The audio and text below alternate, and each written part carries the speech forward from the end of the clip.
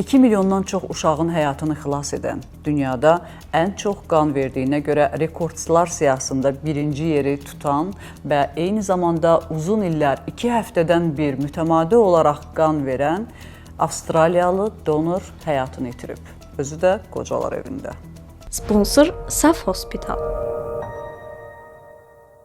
2,4 milyon körpəni qanındakı antikorla xilas edən Avstraliyalı donor vəfat edib. Plazması 2 milyondan çox körpənin həyatını xilas edən dünyanın ən məhsuldar qan donoru James Harrison'ın 88 yaşı var idi. James Avstraliyanın yeni Cənubi Uels əyalətindəki qocalar evində ölüb. Harrison'ın qanında doğmamış körpələrin xilası üçün hamilələrə verilən dərmanların hazırlanmasında istifadə edilən anti-D adlı nadir antikor var idi. 14 yaşındaykən böyük döş qəfəsi əməliyyatı zamanı ona köçürülən külli miqdarda qan hesabına sağ qalıb. Bundan sonra Harrison sağ olduğu müddətdə qan donor olacağına və ehtiyacı olan hər kəsə kömək edəcəyinə söz verib. 18 yaşında qan plazması verməyə başlayıb və 81 yaşına qədər bunu 2 həftədən bir edib. 2022-ci ilə qədər dünyanın ən çox qan verən adamı titulunu qoruyub. Dünya James Harrison'ı qızıl qollu adam kimi tanıyır.